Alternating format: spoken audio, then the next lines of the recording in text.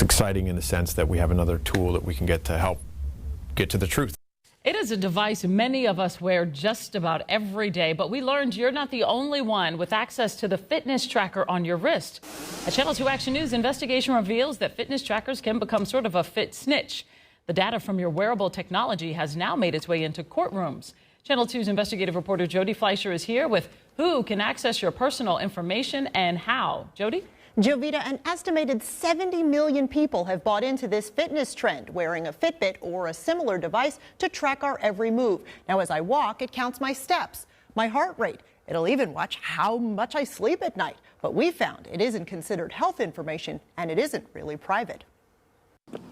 It's tracking your every move at all hours of the day or night. This is the same as the black box data you would get on a car or a truck or an airplane. Your activity, your heart rate, even sleep patterns, all conveniently worn around your wrist. We are voluntarily allowing people to track our every movement.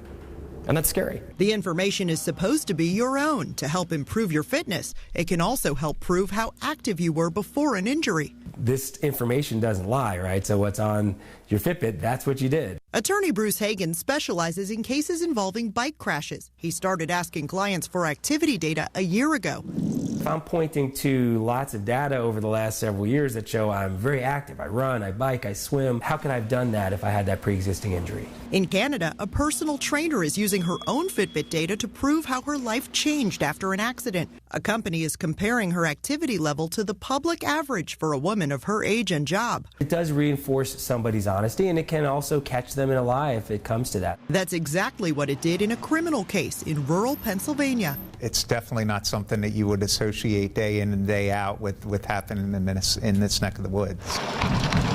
Tucked away in the middle of Amish country, a Florida woman was staying at her boss's house and called 911 to report an unknown assailant had pulled her out of bed and raped her. That's pretty alarming to a community. Especially when it didn't really happen. Detective Chris Jones already doubted her story for other reasons, but when he took her Fitbit into evidence, he knew he could prove it. If you're telling the truth, then you have nothing to be worried about with that information. He asked for her login and password, but he didn't have to. In this case, we could have gotten a search warrant. When they saw the data, the district attorney knew he had a different kind of crime. She said she had gone to bed, and there, I think, like around 1,000 steps after the time she went to bed before she called in to the police. They charged her with filing a false report and tampering with evidence. Her Fitbit offered tangible data to prove she was busy staging the crime scene at the time she said she'd been sleeping. That's the kind of things that juries respond to. We know we can win cases when we get this kind of evidence. It won't work in every situation, but there will be lots of relevant cases involving injuries, accidents, or insurance claims. Chris Simon's specialty. If you are allowing it to be written down,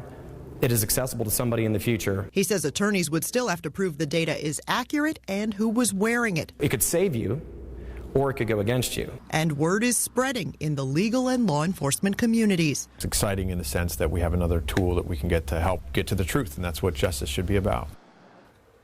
We reached out to Fitbit since that's the device in both of the court cases so far. The company did not want to comment. On its website, the privacy section promises to keep your data safe and never to sell it, but does say it will disclose your data to comply with a valid legal process like a warrant or subpoena.